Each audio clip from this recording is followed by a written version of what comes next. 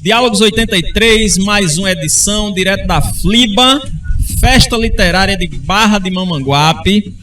Vamos fazer o podcast aqui nesse lugar paradisíaco, lembrando que é sempre um papo instrutivo e divertido, que além de te deixar mais bonito, ainda te deixa mais inteligente. Hoje com o mestre Fuba aqui e com o meu amigo, professor de História, Rafael. Fuba, vamos falar sobre... Maravilha, vamos falar sobre Paraíba 1930, a verdade omitida. Vamos. Tá preparado? Então seja boa tarde, seja bem-vindo. Rafael, boa tarde. Boa tarde, pessoal. Tudo bem? E aí, Romãozinho, Fuba, mais uma vez junto aqui, né? Vamos fazer uma mesa redonda. Isso. Do jeito do formato da mesa de hoje, viu? Agora hoje, Fuba, a gente vai fazer diferente. Você já esteve lá no nosso podcast, a gente bateu um papo, você deu uma explanada muito boa sobre o livro, mas hoje a gente vai focar, se você concordar, nos personagens do livro. Certo. Vamos falar dos personagens. Vamos começar pelo seguinte: José Pereira, e vamos falar sobre João Pessoa. José Pereira e João Pessoa já vinham se desentendendo antes da revolta de Princesa? Não, na verdade, tanto Zé Pereira como Antônio Massa, João Suassuna, eles foram parceiros, certo? Foi esse pessoal exatamente que colocou, né, que admitiu colocar Epitácio Pessoa, né, no poder em 1915, tá? Então eles tinham um respeito muito grande por Epitácio Pessoa. Então, no caso aí, quando quando João Suassuna quis colocar Júlio Lira como presidente da província da Paraíba, houve uma resistência, sim, tá? Houve uma resistência, sim, mas eles acataram. Tanto é que Ariano Suassuna dizia que foi o maior erro político do seu pai foi ter acatado o nome de João Pessoa. Mas acataram em respeito a Epitácio Pessoa. Epitácio Pessoa que governou a Paraíba de 1915 até 1919 e chegou a ser o presidente do Brasil. Então, por esse respeito, houve isso. Agora, o que acontece é que quando o Washington Luiz quebrou a política de café com leite, lançando Júlio Prestes para presidente, aí eles não queriam realmente votar, né, em Júlio Prestes. Houve uma resistência e aí o impasse começou daí, porque João Pessoa, como presidente do partido, ele fez um ato, de certa forma, muito ruim, porque Antônio Massa, João Suassuna, esse pessoal todinho, Aristarco Cavalcante, eram 4 candidatos a deputado federal e um senador, tá? E faltando apenas 12 dias para a eleição, ele resolveu quebrar, alegando que queria renovar o partido, colocando novos candidatos. Então, dentro desses 5 candidatos, tinha o Carlos Pessoa, que era primo dele. Que já era candidato, já era deputado antes. Exatamente. Aí o Zé Pereira concordou, depois de muita conversa. A princípio ele não concordou, porque, poxa, como é que João Suassuna, que acatou você para ser o presidente da Paraíba, de repente você está tirando ele dessa possibilidade de ser candidato. Mas no fim terminou acatando, e desde que fosse renovado as 5 pessoas. Só que João Pessoa, num ato pessoal, certo? Tirou os 4 e deixou Carlos Pessoa. Foi aí o primeiro impasse, né, que Zé Pereira disse que não admitia que tirasse essas 4 pessoas, né, e permanecesse o primo. Então, ou é os 5 que saem, ou então, nesse caso, não votaria nele. Então começou aí esse impasse, o primeiro impasse. Rafael, em primeiro lugar, dizer o seguinte: o livro de Fuba, apesar de ter o nome Paraíba 1930, a verdade omitida, nos primeiros capítulos vai fazer um apanhado sobre a história da Paraíba, certo? Porém, da metade do livro para o fim, vai falar de João Pessoa, de toda a trama política que envolveu a Revolução de 30, mas tem um personagem lá que aparece no livro de Fuba, até porque não era a intenção de Fuba falar dele, mas aparece no livro de Fuba como uma entidade que está fora do Estado, inclusive fora até da narrativa. Eu diria que está até fora da narrativa. E eu queria que você falasse um pouquinho sobre ele, que é Epitácio Pessoa, o tio de João Pessoa. É porque, assim, Epitácio. É porque, assim, a morte de João Pessoa, aí Fuba vai poder até dizer melhor, né? Que foi o pesquisador da obra. A morte de João Pessoa foi algo tão. Foi construído de uma forma tão impactante que alguns personagens que teoricamente era para ser mais falado, mais estudado, mais conhecido do que o próprio João Pessoa, acabou ficando atrás das cortinas. E um desses personagens, talvez esse seja até o mais importante, né, que é o Epitácio Pessoa. Porque João Pessoa só teve a carreira política. Você pega o currículo de João Pessoa na justiça, no parlamento, na política de forma geral, ele só teve a carreira política, né, que teve por conta de Epitácio Pessoa. Numa época do coronelismo, na época em que não existia concurso público à época, né? Esses cargos da justiça eram todos cargos de indicação. João Pessoa se aproveitou por ser a gente chama de sobrinho por um apadrinhado político, né? A gente chama de sobrinho por uma formalidade de árvore genealógica, né? Mas é um filho. Epitácio criou João Pessoa desde criança. Então o Epitácio era, sim, o grande personagem da história política brasileira. João Pessoa é mais falado num estado onde tem o único paraibano que foi presidente do Brasil, que é Epitácio, pô. O único paraibano presidente do Brasil foi Epitácio Pessoa. Então, de fato, Epitácio acaba ficando um pouco mais escondido na história política paraibana, e aí eu, voltando ao início da minha fala, é exatamente por isso.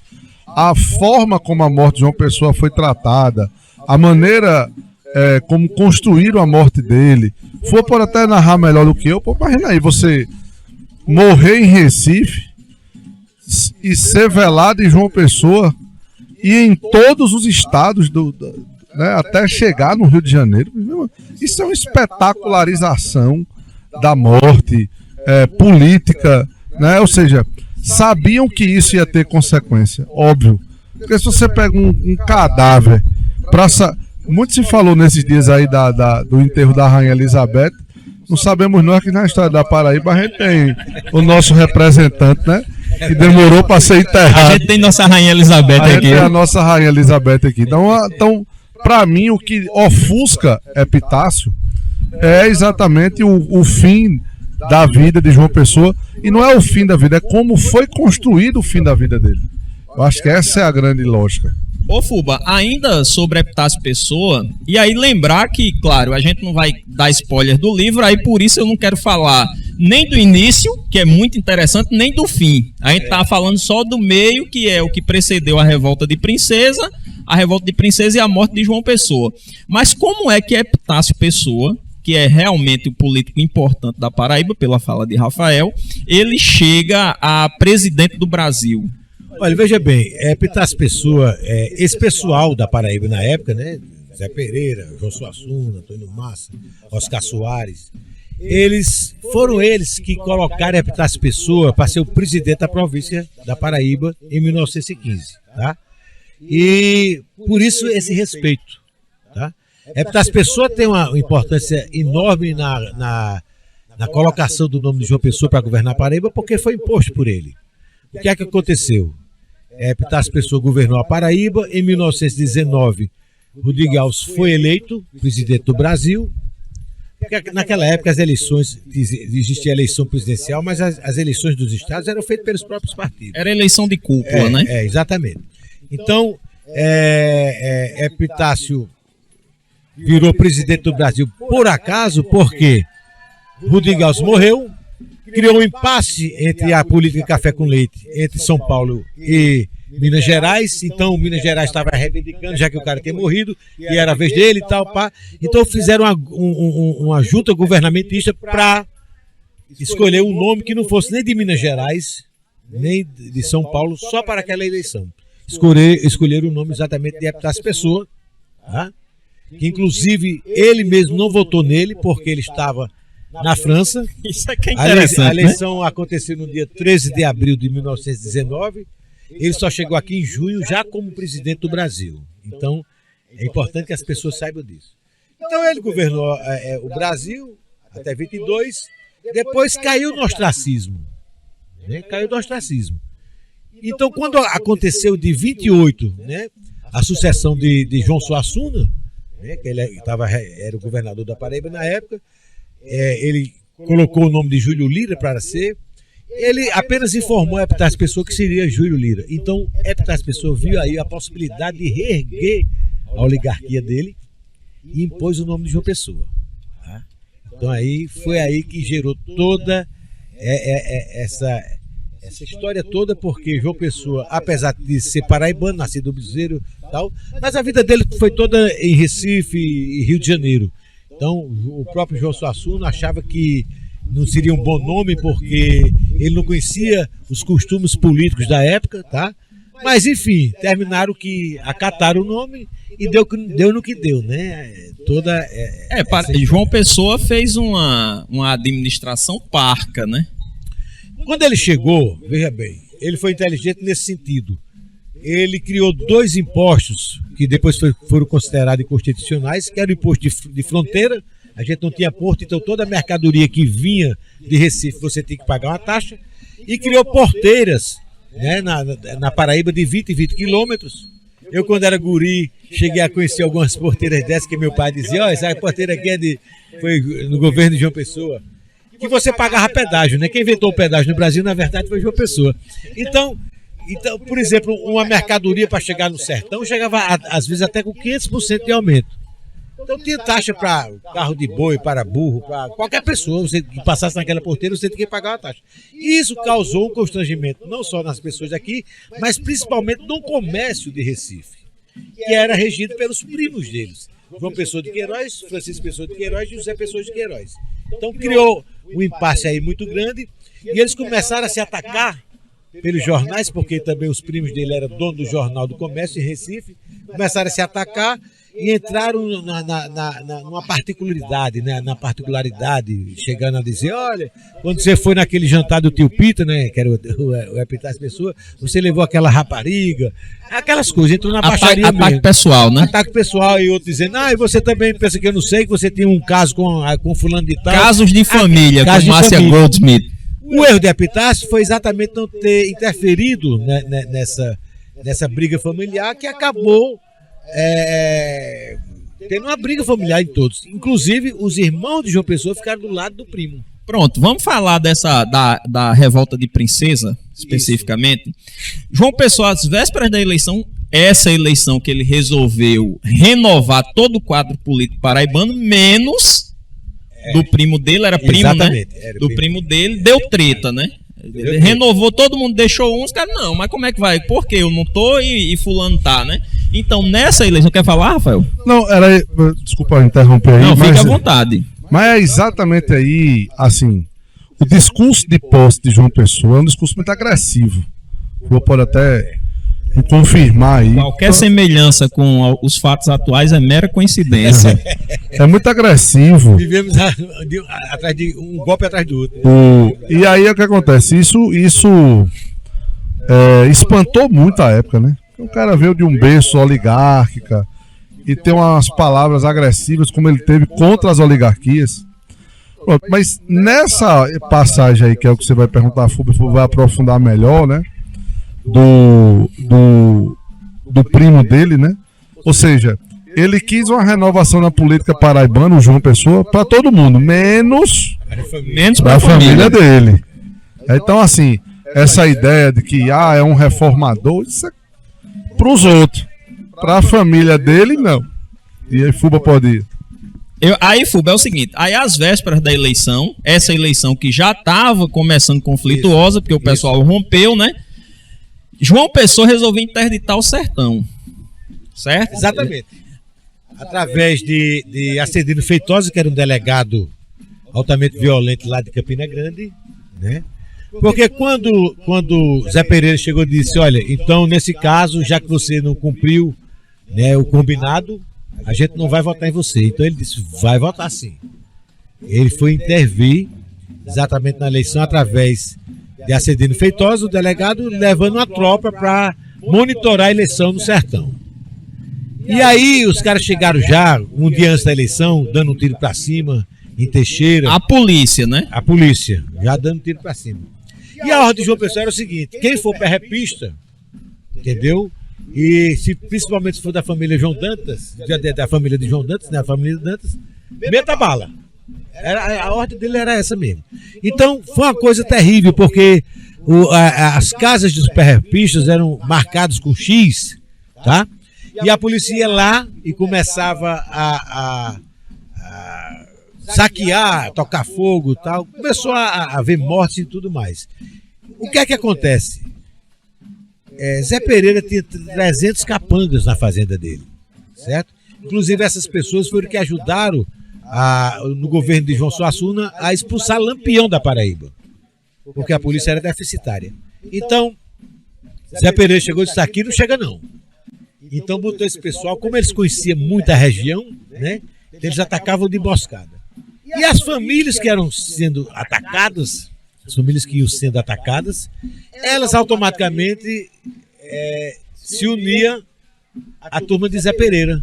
Porque se sentiam agredidas, invadidas, né? Inclusive mulheres. Tanto é que tá bem contado na música de Luiz Gonzaga, né? Que fala: eita, Paraíba. Sabe, essa música é contando a história da revolta do Precisa. Então, é daí que vem o Mulher Macho Sim Senhor, né? Porque as mulheres foram pegar em arma. A mulher foi, entendeu? Então, de repente o exército de Zé Pereira virou 2.000 pessoas, né? E essa briga só veio acabar com a morte de João Pessoa. Na verdade, depois que Júlio Prestes ganhou a eleição, aí foi o grande erro de Washington Luiz, era para ter feito a intervenção na Paraíba. Então não houve essa intervenção. Ela achou, aquele estado lá, tal, 60 mil habitantes ali, não tem muita importância, deixou para lá. E a revolta de Princesa continuou, né? Briga acima de briga, morte acima de morte, só veio acabar com a morte de João Pessoa. E aí foi o grande erro de Washington Luiz, e aí depois veio essa articulação de Assis Chateaubriand, né, com a morte de João Pessoa. Rafael, a morte de João Pessoa por João Dantas foi um crime unicamente passional? Assim, veja bem, porque para se analisar, para se entender história, né, é algo que eu sempre gosto de repetir nos ambientes em qual eu discuto história, né? Você só vai entender história se você for entender o ambiente. Em 1930, não se aceitava a postura de João Pessoa. A postura que João Pessoa teve frente a João Dantas era uma postura inaceitável para a época. Hoje em dia daria um processo, seria na delegacia, talvez a morte nem acontecesse. E talvez não acontecesse na capital, mas em outros ambientes mais conservadores, vamos assim falar, e esse crime. Vamos lembrar que João Dantas era sertanejo, né? Mas veja bem, esse ar de moralidade era um ar de vingança com as próprias mãos. É um ambiente da formação da história do Brasil, né? O Brasil era uma colônia, não existia uma estrutura, um aparato judicial aqui organizado, onde se resolvia as coisas, onde você via o Estado agir. Era você que ia fazer o justiçamento, não era justiça, era justiçamento. E isso vai para a tradição das famílias, isso vai para a tradição do privado, na relação com o público. Tem um livro até que foi referência de Fuba também na sua escrita, que é o livro da professora Inês, né? Isso. Que ela trabalha exatamente, ela mostra que os coronéis do interior tinham mais arma do que a polícia, pô. Verdade. Ela tinha mais poder de polícia do que a própria polícia. Então o que João Dantas faz, e aí, assim, não é batendo palma para o crime. Não é isso. Mas o que leva ele ao crime, que é uma questão política, que é uma questão inaceitável, isso à época não era condenável, vamos assim falar, né? Na conversa das pessoas, porque esse justiçamento é da formação da história brasileira, né? Então, assim, obviamente que, aí eu repito, o crime tem que ser condenado porque matou um ser humano, mas o ato de João Pessoa de invadir a casa da pessoa sem autorização judicial, invadir a casa da pessoa sem autorização e expor a vida pessoal dele, Esse aí foi um golpe mais baixo ainda. E aí há toda uma questão de machismo. Porque você joga para a sociedade uma mulher aos leões. Né? Uma mulher que na década de 30 era uma vanguardista, que é a Anaíde Berizzi, que é a pessoa que eu estou começando a fazer meus comentários aqui. Ou seja, uma mulher que já defendia o voto feminino quando mulher não podia votar, escritora, enfim, o currículo de Anaíde faltaria tempo para falar aqui. Então, o ato de João Pessoa é um ato condenável. Ou a polícia entrar na tua casa sem autorização judicial e expor a tua vida, você não vai matar ninguém, vai ter um processo judicial que vai correr nos dias de hoje. Mas em 1930 era a arma, sim. Agora, Fuba, o que pesou mais? Ele ter o escritório invadido e sua intimidade divulgada, ou o irmão dele ter sido preso sumiram com o irmão dele? Como é o nome do irmão dele? Era Joaquim Dantas. Joaquim Dantas, que nem era metido em política. Não, Joaquim Dantas estava morando no Rio de Janeiro, fazia 17 anos que não vinha na Paraíba. Uma semana antes dele vir, João Pessoa já tinha invadido a fazenda do Franklin Dantas, que era o pai de João Dantas, queimado lá, a fazenda, tudo, certo? Então veio o fato de Joaquim Dantas vir à Paraíba e aí prenderam. João Pessoa mandou prender Joaquim Dantas, começou a torturá-lo.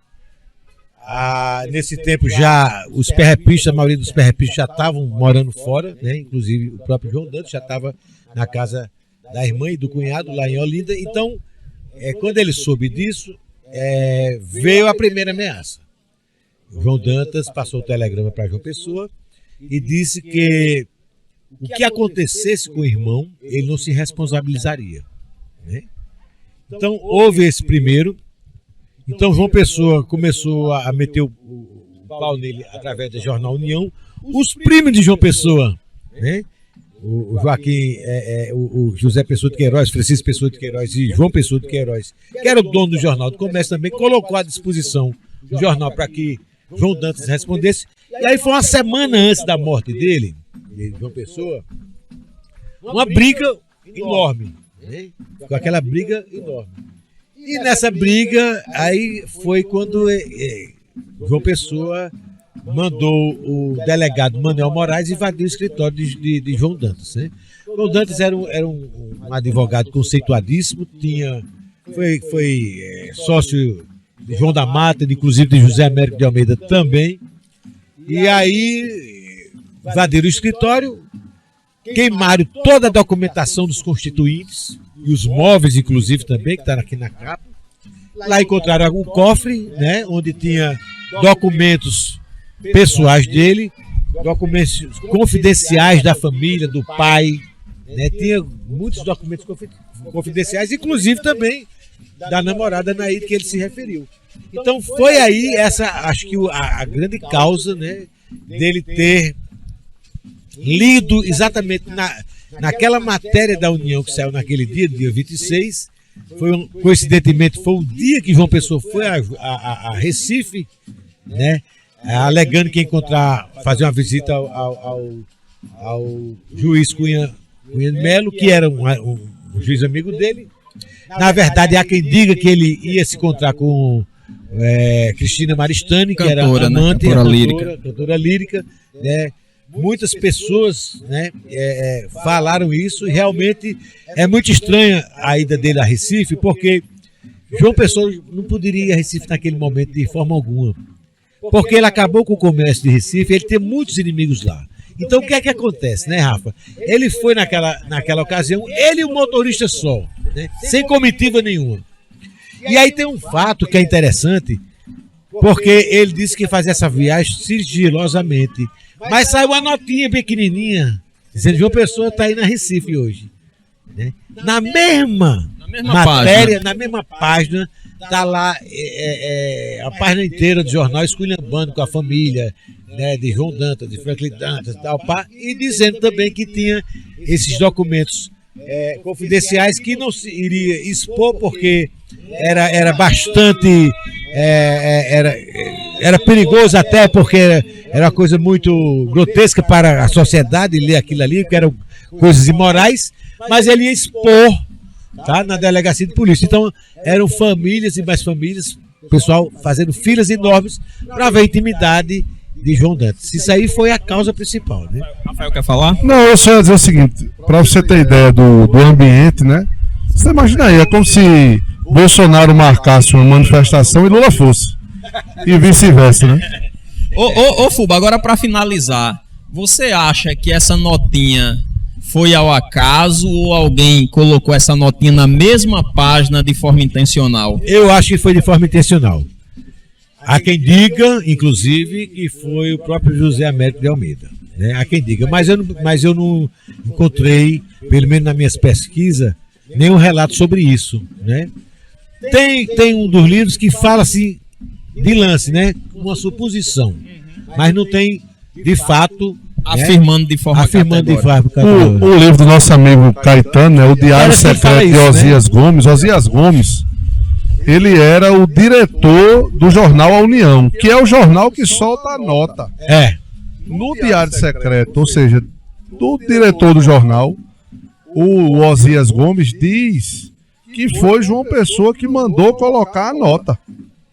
Mas isso, aí é muita ousadia, né? Você tem que entrevistar o autor do livro, porque, veja bem, é interessante. Osias Gomes, vou só dar uma...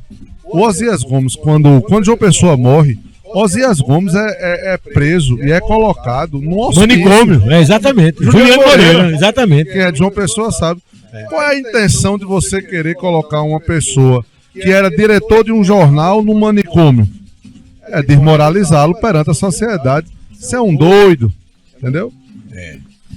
Fuba, muitíssimo obrigado mais uma vez. Eu que agradeço, Rafael. Valeu. Sempre uma alegria falar com você, viu, Romão? Entrevistar a Fuba com o Rafael aqui do lado dando um apoio, assim, fazendo os comentários, meu amigo, aí é uma seleção de ouro, né?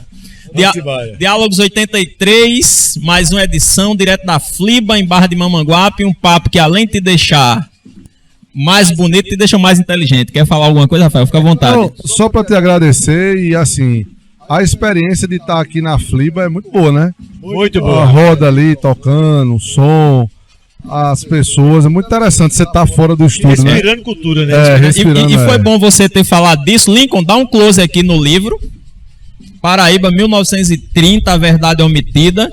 Eu terminei de ler o livro agora há pouco e disse a Fuba, quando chega nos premeios da Revolução de 30, os conchavos, até a Revolução de 30 e a morte de João Pessoa, é um roteiro cinematográfico. É verdade. O filme tá aqui pronto, só falta alguém querer gravar. O livro é muito bom, eu li muito rapidamente, depois que chegou nos conchavos e na Revolução de 30, a morte de João Pessoa, foi tudo muito rápido. Curiosidade.